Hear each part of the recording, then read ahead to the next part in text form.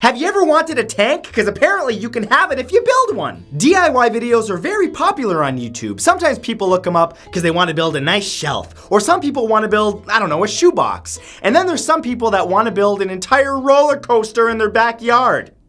Yeah. Here are 10 unbelievable DIY projects people built by hand. Number 10 is a tank. I built it myself. If you're resisting building something super elaborate in your backyard, Igor Tudov has advice for you. A human should always be interested in something and have a hobby. Well, his hobby is driving his homemade World War II tank around his property, scaring away animals and neighbors alike. Tudov's creation is a replica of the light Soviet T-60 Scout tank, but he didn't use any design specs or blueprints, mostly because he couldn't get his hands on any. Man, isn't that a shame? A self-described history buff, all that the man needed were a few handfuls of pictures from a war museum and he was off to the races. Kinda literally. It took just 2 years for the tank to be completed, and both Tudov and the vehicle itself have become local celebrities in their village that's located just 30 kilometers outside of Belarus, though Tudov prefers just driving around his backyard alone. Mr. Tudov, I don't think you're a celebrity because you're popular. I think you're a celebrity because people be talking like, stay away from that guy, he's got a tank, he's a nut job. Number 9 is a BMX Stunt Park.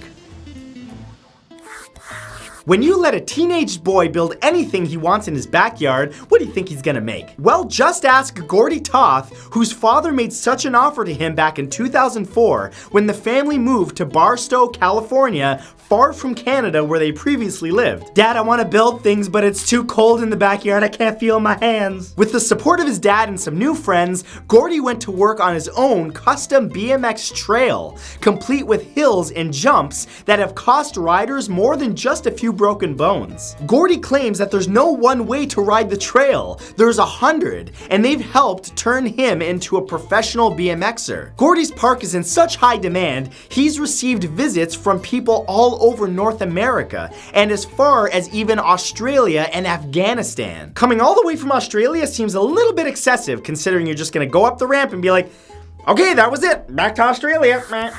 Number 8 is a squirrel repellent system. The war between the beasts of land and the beasts of the sky has waged for eons, the latest battle happening in our own backyards. Obnoxious squirrels have been pushing into birds' turf for a long time, and only a nerd had the wisdom and motivation to fight for their feathered friends. The nerd who just wanted to see his little bird friends bathe and eat in peace was Kurt Grandis, who managed to give the squirrels ruining his gardens and stealing from his bird feeders a big scare. And that scare came in the form of a turret-mounted rodent detecting deterrent system. Armed with a full Super Soaker water gun, the turret uses state-of-the-art software to detect when something is eating out of the bird feeder and it's not a bird, and blasts it away. Though his initial test succeeded, Grandis soon realized the squirrels had stopped caring about getting wet and ate anyway, so he's on the lookout for a new breakthrough. Those squirrels are devious, man. Now they're just showing up for free food and a free bath. Just scary. Number 7 is a homemade roller coaster. If you crave all the fun of amusement park rides, but hate waiting in line, then why not turn your backyard into your own personal Six Flags? In 2001, professional welder and lover of all things roller coaster, John Ivers, completed his own personal roller coaster in his own backyard in Indiana. Dubbed the Blue Flash, the ride is complete with a chain pull to bring the one-person cart to the top of Ivers' tool shed. From there, there's a steep drop that propels riders into a loop-de-loop corkscrew and then a sharp helix that brings you to a stop at the beginning again. The whole ride only takes about 10 seconds, but John and many others who have risked their lives on it say that it's an exhilarating 10 seconds. Ivers enjoyed building the ride so much that he built a second coaster, Blue 2, right next to it. Yeah, it's exhilarating because you know you might actually die. Stay away, kiddies. Number 6 is a robotic garden.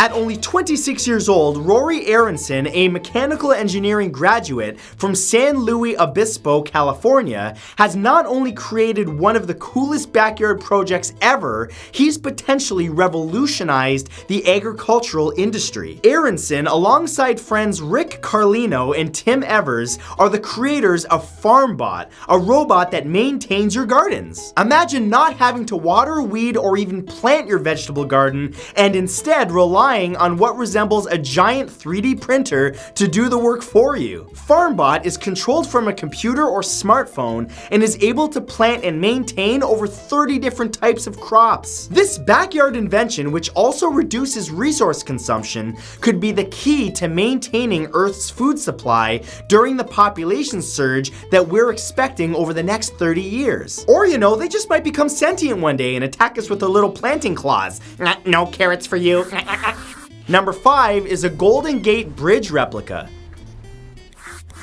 Ever since he saw it on his way to deployment during the Vietnam War, retired postman Larry Richardson has been in awe of San Francisco's Golden Gate Bridge. Now 67 years old, Richardson was so moved by it that he decided to build his own version of it. With his father's help, Larry constructed a 46-meter-long replica of the bridge over a creek in his own backyard. The construct is made up of 90,000 kilograms of concrete and a number of pieces of scrap metal. Talk about needing a hobby, this takes a little too far. The two towers are actually wooden beams from an old wooden bridge, and the cables came from an old oil rig. The two men built the entire thing over 11 years, with only postcard images to design it with. The bridge cost Richardson $5,000 to build, but when you love something that much, why not?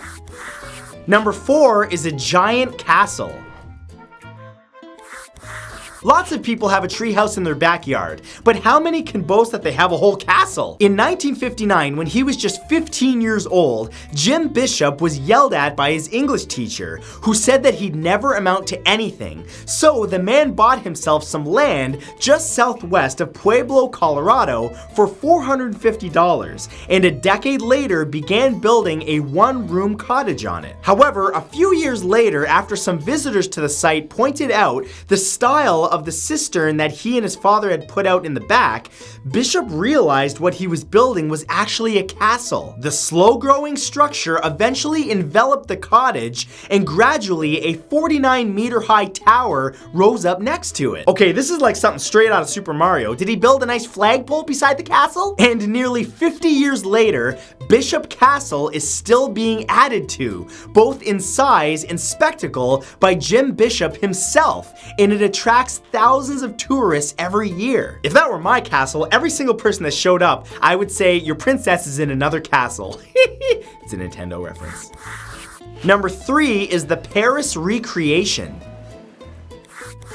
Some people like to put little fountains or statues in their backyard, which is normal, but for 39-year-old Gerard Brion, they weren't enough. Over 15 years, Brion created an incredible recreation of Paris in his own vegetable garden in his own little small town in France. The micro-sized city is a 1:130 scale replica and features over 40 landmarks, including the Seine River, the Champs-Élysées, and even a jaw-dropping model of the Eiffel Tower. Brion built almost the entire thing by hand, using trash and recycling from around his and his neighbors' homes, such as concrete blocks, baby food jars, and plastic containers. He's also planted nearly 400 bonsais to bring the garden aspect to the forefront and included a number of small Hot Wheels style cars. Today, Brion's backyard brings in 150,000 tourists a year. That's amazing, except that, you could just go to the real Paris. You're already in France. Just a thought. Number 2 is a Western town.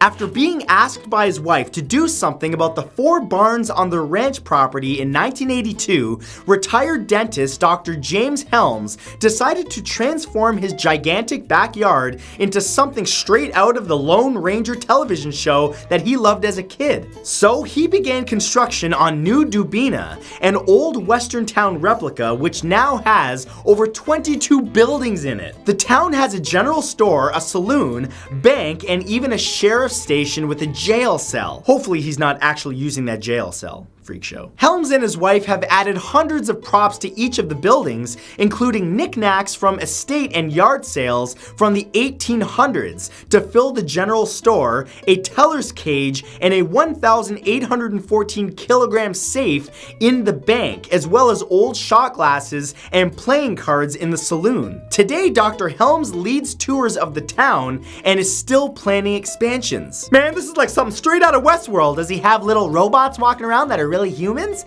Nobody knows. And number 1 is a huge apocalypse bunker.